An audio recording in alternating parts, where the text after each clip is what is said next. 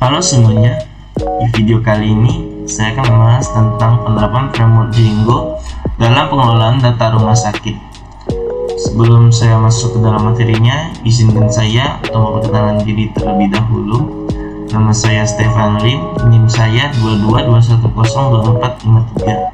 Saya mahasiswa dari STIMIK Pontianak. Semester kelas saya 3C3. Oke. Sebelum saya masuk ke dalam materinya, saya akan membahas tujuan dari penerapan framework Django dalam pengelolaan data rumah sakit, yaitu memahami dasar Python dan penggunaannya pada framework Django. Yang kedua, memahami komponen dari framework Django. Yang ketiga, memahami dasar SQLite dan penggunaannya pada framework Django. Yang keempat, memahami konsep dasar Bootstrap 5 dan penggunaannya sebagai templating pada website. Memahami pengertian framework Django. Yang terakhir, membangun aplikasi web dengan bahasa Python menggunakan framework Django. Lalu lanjut ke dasar teorinya. Yang pertama yaitu Python. Python merupakan bahasa pemrograman komputer yang biasa dipakai untuk membangun situs software aplikasi, lalu mengotomatiskan tugas dan melakukan analisis data. Python merupakan bahasa pemrograman tingkat tinggi yang diracik oleh Guido van Rossum. Python banyak digunakan untuk membuat berbagai macam program seperti program CLI, program GUI, desktop, aplikasi mobile, IoT, game, program untuk hacking, dan sebagainya lainnya. Python juga dikenal dengan bahasa pemrograman yang mudah dipelajari karena struktur sintaknya rapi dan mudah dipahami. Contoh program Pythonnya seperti di gambar ini. Lanjut, SQLite. SQLite adalah sebuah software atau sistem manajemen relasional database yang bersifat open source, serverless, dan portable yang digunakan untuk mempermudah akses dan mengelola penyimpanan data Anda. Software ini didesain untuk tujuan utama dalam hal kecepatan, kemudahan portable, dan dapat diandalkan ketika Anda butuh untuk menyimpan data hanya 1 KB ataupun ratusan GB. Penggunanya dapat dengan mudah menggunakan SQLite tanpa perlu melakukan instalasi environment atau konfigurasi apapun karena SQLite merupakan standalone software yang memang didesain untuk disematkan ke dalam sebuah aplikasi. Selain itu, beberapa produk sistem manajemen relasional database yang cukup populer lainnya adalah MySQL, Oracle Database, PostgreSQL memiliki ukuran yang jauh lebih besar dibandingkan SQLite. Oke, kita lanjut ke Bootstrap 5. Bootstrap merupakan framework CSS yang di dalamnya berisi HTML, CSS, dan JavaScript yang untuk membuat sebuah website yang responsif dengan cepat dan mudah. Bootstrap mulai diciptakan pada tahun 2011 oleh Mark Otto dan Jacob Thornton dari Twitter. Yang keempat adalah Django Framework.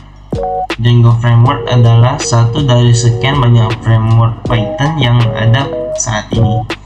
Sama seperti framework lain, Django Framework berfungsi untuk memudahkan dan mempercepat kerja developer dalam membangun website.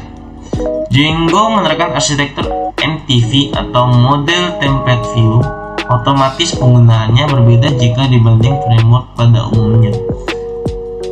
Untuk mengetahui cara kerja MTV adalah sebagai berikut. Seperti gambar ini, Django akan memulai dari klien yang merequest atau meminta URL config, lalu dia akan masuk ke pilihan view, dan view akan merespon data model, dan model akan mentransferkan database-nya kepada view, lalu dia akan memilih halaman template, lalu akan dikirimkan ke klien seperti itu. Lalu lanjutannya, di sini tiap komponen punya tugasnya masing-masing. Seperti model, sama seperti model pada umumnya, ia berfungsi untuk memproses dan mempermudah mengelola data yang dipesan dari database. View dan URL config, ini adalah controller milik Django. View dan URL config bertugas untuk mendistribusikan data dari model menuju template atau sebaliknya, menerima permintaan dari klien atau user. Template, inilah view-nya Django. Template di sini tugasnya untuk menampilkan data yang diterima dari database sesuai perintah yang diinputkan oleh klien. Oke, lanjut. Inilah hasil proyek saya yang saya kerjakan dalam penerapan framework Django dalam pengelolaan data rumah sakit. Yang pertama, homepage atau beranda. Di halaman home ini, kita ditampilkan halaman pembukaan yang berisi menu admin, dokter, dan pasien. Berikut adalah tampilannya sebagai berikut yang di samping ini. Ada admin, dokter, dan pasien. Lalu kita masuk ke halaman 2, yaitu admin. Di bagian admin ini, kita harus login terlebih dahulu untuk dapat masuk ke admin. Syarat masuk atau login, kita harus mempunyai username dan password seperti di gambar samping ini. Lalu lanjutannya, setelah kita login username dan password, maka sebagai pengguna user dapat mengendalikan website tersebut sesuai aturan yang telah ada seperti di gambar samping ini. Lanjut, sebagai pengguna user, kita juga dapat mengedit dan menghapus daftar dokter dan daftar pasien yang telah terdaftar. Alasan user dapat menghapus dapat dikarenakan data pada dokter dan pasien tersebut tidak sesuai dengan data yang diberikan. Web ini juga dapat menambah user atau petugas admin seperti di gambar samping ini. Lalu, admin juga dapat menginput jadwal dokter untuk ketemu pasiennya sendiri seperti di gambar samping ini. Oke, lanjut ke halaman 3, yaitu dokter. Setelah admin, ada juga halaman dokter untuk mengakses dashboard yang terkait dengan pasien. Di bagian halaman dokter ini juga kita harus login terlebih dahulu untuk dapat masuk ke halaman dokter. Syarat masuk atau login, kita harus mempunyai username dan password seperti di gambar samping ini. Lalu jika tidak memiliki username dan password untuk mengakses halaman dokter, di halaman ini bisa register atau membuat username dan password untuk masuk ke halaman tersebut. Seperti di gambar samping ini, kita dipilihkan untuk meregister. Setelah melakukan login, kita akan ditampilkan halaman dashboard yang berisi list pasien yang ditangani oleh dokter ini dan jadwal dokter untuk bertemu pasiennya seperti di gambar samping ini. Setelah halaman dokter, ada juga halaman pasien untuk mengakses dashboard yang terkait dengan dokter. Di bagian halaman pasien ini juga kita harus login terlebih dahulu untuk dapat masuk ke halaman pasien. Syarat masuk atau login, kita harus mempunyai username dan password seperti di gambar samping ini untuk login pasiennya. Lalu lanjutnya, jika kita tidak memiliki username dan password untuk mengakses halaman pasien, di halaman ini bisa register atau membuat username dan password untuk masuk ke dalam halaman tersebut seperti di gambar samping ini untuk meregisternya. Setelah melakukan login, kita akan ditampilkan halaman dashboard yang berisi nama dokter yang akan ditemui, jadwal konsultasi ke dokter, email dokter, dan lain-lain seperti gambar samping ini. Lanjut, selain itu, seorang pasien bisa meminta jadwal pertemuan dengan dokter yang ingin ditemui, kemudian akan diterima atau di-ACC oleh admin dan akan masuk ke halaman dashboard dokter untuk mengetahui informasi jadwal yang akan berkonsultasi. Ini halaman About us atau tentang kami. Halaman ini berisi tentang kepribadian saya sendiri, seperti di gambar samping ini. Lalu halaman yang terakhir yaitu kontak us. Di halaman ini kita bisa mengirimkan kritik atau saran dan komentar tentang website ini, seperti di gambar samping ini.